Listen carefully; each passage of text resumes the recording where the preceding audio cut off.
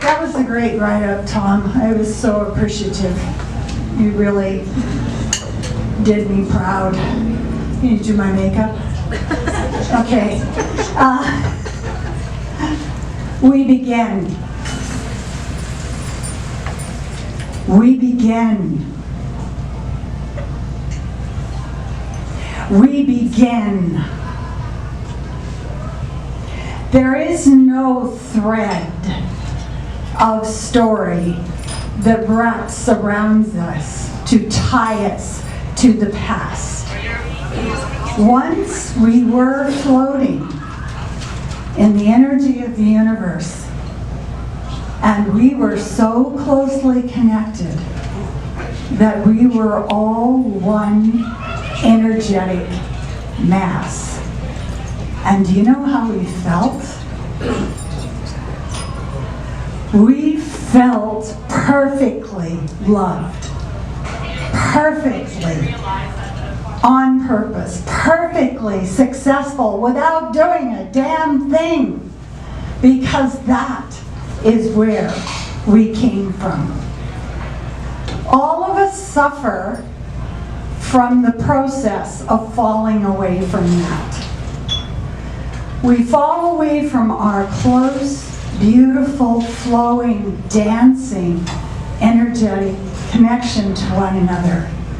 We go into the birth canal, and then we come out, and we're in a freaking body. Most of us are still walking around traumatized by that. And we say, I miss something, I miss something, I miss something. I don't know what it is I miss, but I know all I have to do is just go get it. The difficulty is that we don't understand that missing is missing one another, is missing loving one another, is missing being connected to one another, and is missing being connected to Source. And so my journey has been really interesting for me. I signed up for it, but I forgot because I was in this body. And so I just walked around going, I don't know what's going on here. And so my life has been learning to let the voice, to let the spirit, to let the channel come into me and to accept it. It happened in stages. I knew when I was 4 what direction my parents should go in a new town. I knew when somebody was going to die. But I hid it because, oh my God, what do I do with that? And slowly over time, I got the understanding that what I needed to do was accept 3 layers of reality at the same time. The first layer is what society tells us we are, and what we're supposed to do, and how we're supposed to walk, and how we're supposed to talk, and how we know if we're being validated or if we have value. So we've got that all going on. And the next filter is our own personality, which is just as much of a BS story as the other one. I don't like shrimp, a 4-year-old on a plane yesterday told me in an angry voice. I didn't know the individual. He was adorable, but I felt it was a little intrusive for him to be so angry at shrimp in my face within the first 10 seconds of our relationship. So he has firmly tied himself to a personality that hates shrimp. And as I sat sitting next to him, I thought, damn, that's so like me. I can't skydive because and this is the next filter that is the great prison. It's the prison. I am, me, I. We forget there was no I, that we were all just in this great big flowing pond of love connected to everybody else. The third filter that happens for me is when I drop the I, and I move over. This is how it happens. I move over down like this and step to the left, and then it comes in. My client today, talking to me on the phone, I said, oh, Nitin, you got that job that you applied for 4 days ago. You didn't talk about applying for a job. Congratulations. And he's going, yes, I decided to apply for it. And I said, I was so happy when I felt it. I had a girlfriend who had an argument with her boyfriend, and I said, don't do that. Your daughter wants to be born. She's really upset with you right now. So they got back together, and within a year, her daughter was born. It happened so specifically with me. And what I've learned to do is trust it. It has never been wrong in 50 years. And it's very interesting for me to learn, how do I handle this? So when I was newly wielding this weapon of messages, I'm just so frustrated. Oh my God, I know that guy is supposed to go to Scotland and stop torturing his wife with all these arguments about why he can't go to Scotland. And I'm hearing, tell him he needs to go to Scotland. And I'm just going, oh God. So my agreement with my channel was, if I tell you this, you have to tell them. At first, because I am attached to validation, it was a little frightening. You go up to someone you've never seen before and say, you really need to go to Scotland and give your wife a break.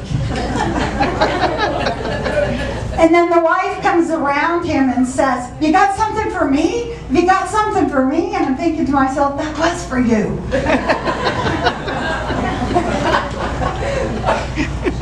And then you get these things like a woman that you're sitting in a group with, you know she's dying. You know she has cancer. You know what kind of cancer it is. You know she won't live out the year. And the channel comes in and goes, tell her to go buy pinwheels, aluminum pinwheels. I'm like, good God. So I go to the woman and I say, you need to buy a bunch of pinwheels and put them in the planters that are on your deck and surround yourself with them. And she's like, oh. And I always know the channel is right when people just start sobbing. She goes, my father always came back from trips, and every time he was away for a long time, he brought back a pinwheel, and I would just collect them and put them around me. And I said, do it.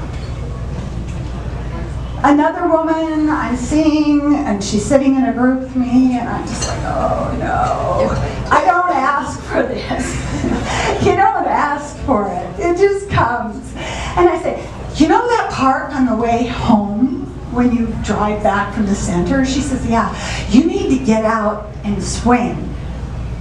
Because there's that swing you look at every time you go past, and you really want to swing. And she said, yeah.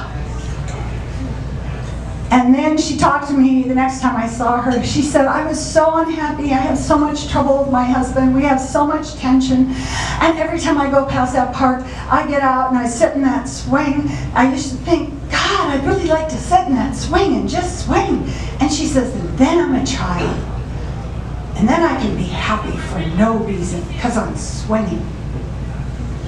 So I've learned to just trust the channel and not worry about how I look or how people think about me or all the rest of that. That's for them to deal with. You have to deal with me, baby. I don't have to deal with you. So what happens is the messages get very detailed. I say to a woman I'm in a group with, I say, I see you sitting in a castle.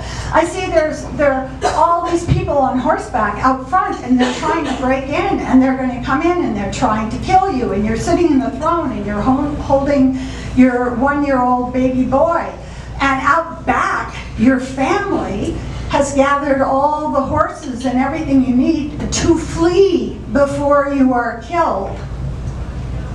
And, you know, there's that count where you go like,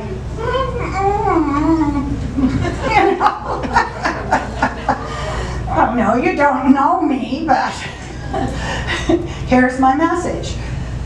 She runs toward me and starts crying, and she says, I thought he might kill me.